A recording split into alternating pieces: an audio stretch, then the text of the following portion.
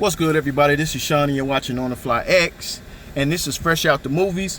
I just went to go see SuperGirl, and I'm gonna have to say, with the adaptation of this being from the comic book SuperGirl Word of Tomorrow or Woman of Tomorrow, I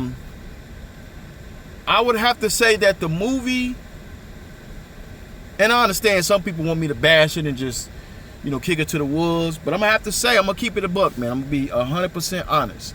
I went up in here with low expectations, so I didn't have no dog in the race. Of course, I will find any and every situation to shit on James Gunn. I hate what he did to the last DCEU, and so of course I will find every reason to shit on James Gunn. This film in particular, I know he didn't direct it or anything like that. I don't think he wrote it, but it's not that bad of a movie. Now, it's not a great movie. It's not a bad movie.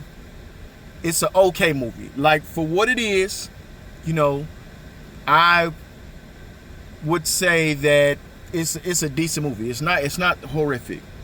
Now, as far as the direction of the DCU, I don't know if this will save it. I don't think it's doing well in numbers, although today is the first day, but I'm just talking about like pre-orders and box office projections. I don't think it's gonna, I don't think it's gonna do 300 million. It may do like 250, something like that, but I don't see this movie saving the DCU. So with this movie failing, it's probably the best bet that James Gunn is probably gonna be out of there.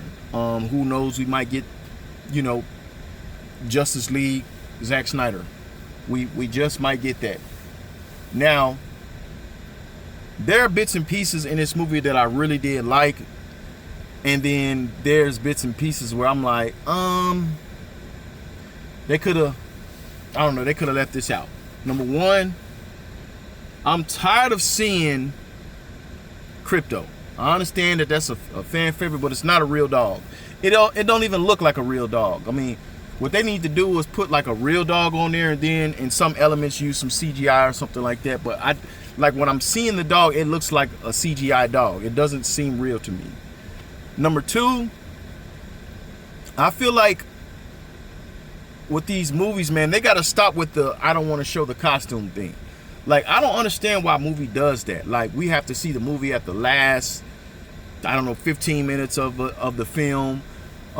That's why it took so long for Wolverine to get his full set, with Deadpool and Wolverine. Even Deadpool in the Wolverine Origins movie. Cyclops, we're going to get that in Doomsday. It's like, these studios got to stop doing that. Like, if you're going to use the costume, use the costume. So, we did get a chance to see SuperGirl, but we only seen her in the SuperGirl outfit within the last, 10 to 15 minutes. Something like that, and I don't like when they do stuff like that. I really hate that in movies. Like, just go ahead and put the costume on and then go from there.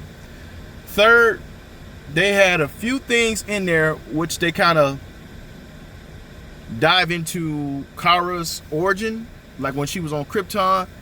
I really, really like that part of the story. Like, I really, really, really did like how they kind of showed the planet Krypton kind of,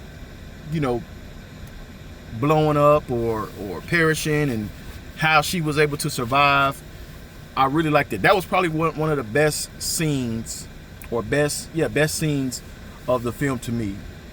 The fighting, like action, it was pretty decent.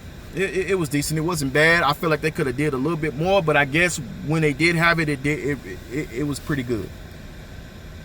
What I don't like about the film, and this is just fresh out the movie, so I'll dive a little bit deeper into it, but Jason Momoa, man, he don't need to be in the film.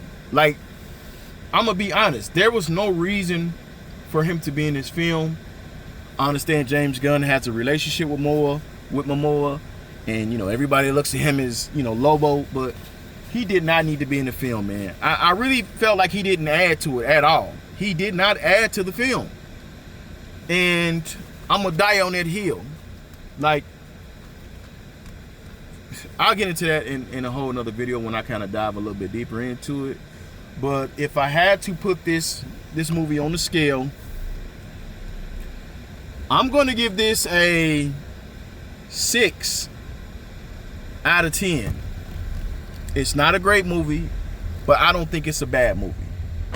So no, I'm not going to be the person to bash Supergirl. It wasn't that bad of a movie. They had some elements up in there that I really kind of liked, but then there was some things on there that I didn't like. So, you know, I took it for what it was. I'll say this. Shockingly, I'll say this. Based on this story, I like this film better than I did Superman 2025. I liked it better than Superman because I hated Superman. And I like this film better, shockingly. You know, I'm more invested or interested in her story as far as this universe.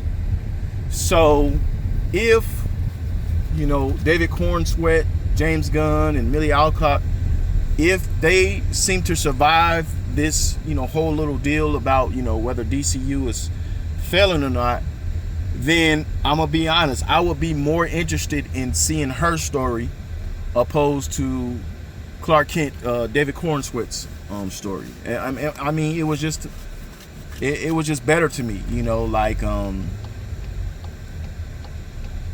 I wouldn't say she's overpowered because I believe that they mentioned that, you know, Supergirl can technically be more powerful than Superman, and she kind of showcased that she ain't nobody to play with, you know. But, you know, the advantages of different suns, I like that element too. You know, you had the green sun, you had the red sun, so I like that.